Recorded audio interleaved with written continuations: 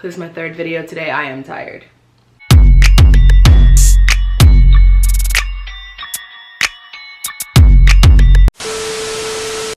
Hello, welcome back to my channel. Tarynallyssa here, and I've got a brand new top 10 video. Really quickly before I get into the video, if you are not subscribed, go ahead and hit that subscribe button down below so that you don't miss out on any new content. I drop videos weekly. I know my shirt says Hawaii, but today's video is actually going to be about my trip to the UK. If you've been following me on this channel for a little while, you probably saw my weekend getaway vlog. Yes. And if not, I'll link it on the screen so you can watch that. But I traveled to Europe for the very first time a couple weeks ago, and it was super fun, but definitely quite the experience. And so I want to be able to provide you guys with a few travel tips, things that I learned while traveling to London. All right, let's get to the tips. All right, so there are many things to consider when traveling internationally, and there are lots of different Google searches you can pull up that will give you some pretty solid information on the current policies of the United States when it comes to international travel. Obviously you'll need like a boarding pass and a passport, but I'm gonna get into the things that are like kind of beyond what you'd already expect. So the first thing I would recommend when traveling to the UK is getting a direct flight. Now, I didn't experience a direct flight. I traveled from California to JFK, then to Heathrow in London, and the entire journey took us from 11 a.m. Friday morning California time to Saturday 11 a.m. London time. Bonus tip, you want to sleep before you do this. I thought, oh, I'll sleep on the plane. Unless you are taking an Ambien or you just are a really heavy sleeper, don't plan to be comfortable on a plane unless you're sitting in first class. So get yourself that direct flight if you book early enough.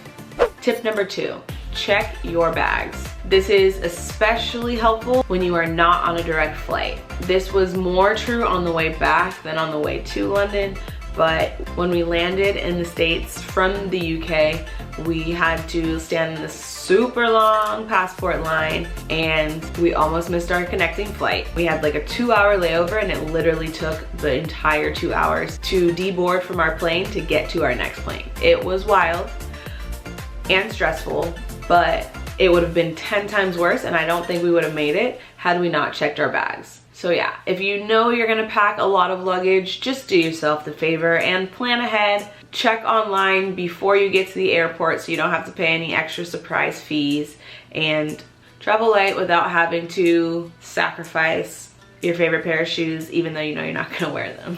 Tip number 3, schedule your trip for at least 10 days.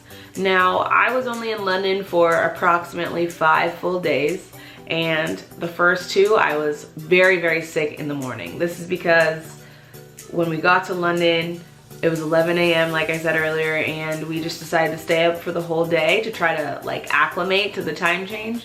That's BS. It doesn't work. You just need time to acclimate to the time change, and we didn't have that luxury since we knew we only had 5 days and we had a lot we wanted to do. So if you can, if it makes sense for you financially, schedule your trip for at least 10 days to allow for 1 to 2 days of just like chill, relaxing time to really get acclimated to the time, so then you can go out and do all of that adventuring without having to worry about your body adjusting. Tip number 4, plan ahead. I know that sounds like a given, but a lot of people when they travel internationally want to be able to be free to kind of see the sights as they feel like and not be super tied down to a schedule. Respect. I feel you to a certain degree, but if you plan on doing any specific things like a bus sightseeing tour or seeing a show at the theater or traveling outside of the UK, then I recommend planning ahead and purchasing any tickets ahead of time. Now for some of this, you're obviously gonna wanna play it by ear, because if you've never been before, putting your money on the internet for some foreign company you've never heard of could be a little bit scary. So do your research and make sure you're vetting tourist companies or reputable companies.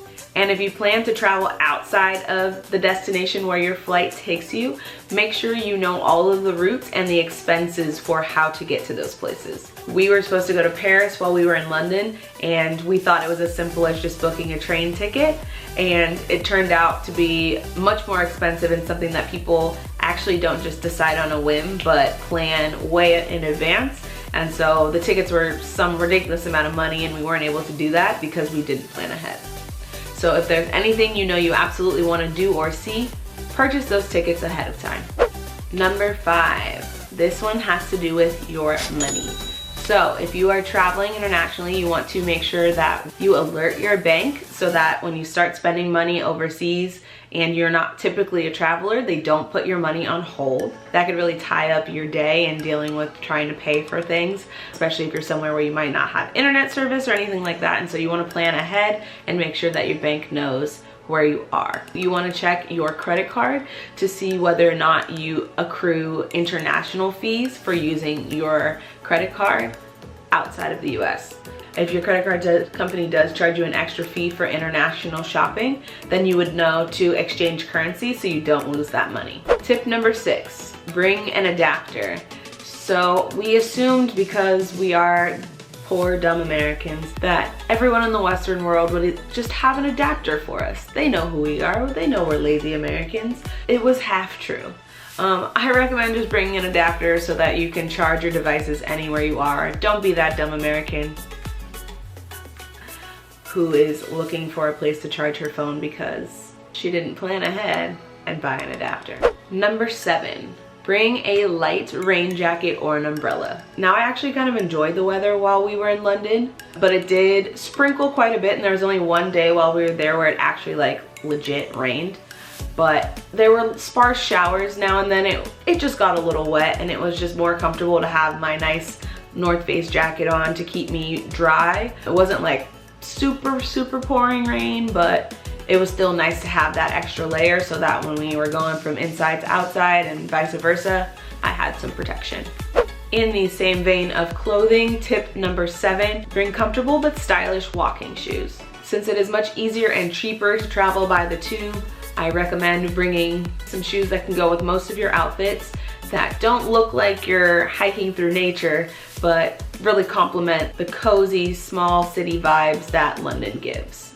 All right, number 9 on my list has to do with food. So as you may or may not know, London is not really known for its cuisine, but I do highly recommend going to like smaller marketplaces like Camden Market or Borough Street Market to get the more flavorful and cultural dishes. London is actually pretty diverse in that like you can find food from all over the world with different like fusion styles, but they're more typical of the marketplaces than like fine dining restaurants. But I would say that finding a good fish and chip spot is also a good idea just for like the full London experience. And while I was there, that was honestly probably one of the best dishes I had. And number 10, if you are a shopper, I suggest packing light so that you can grab a bunch of goodies from overseas to bring back with you, or find a cheap spot like Primark to buy a cheap suitcase that you can fill and check with you on your way back. That way you don't have to worry about trying to stuff everything into one suitcase, and you just plan ahead and know that you're gonna have that additional expense. All right, so those are my top 10 tips for traveling to the UK. Let me know if you think there are any other tips that I missed in the comments down below. And if you like this video, please give it a big thumbs up. Every click really helps me out a lot. And go ahead and hit that subscribe button so you don't miss out on any of my other content as I drop videos every week. And if you want to keep up with me on my day-to-day, follow me on my other social media platforms, Instagram and Twitter @tbear02. And I'll catch you guys in the next video. Bye-bye.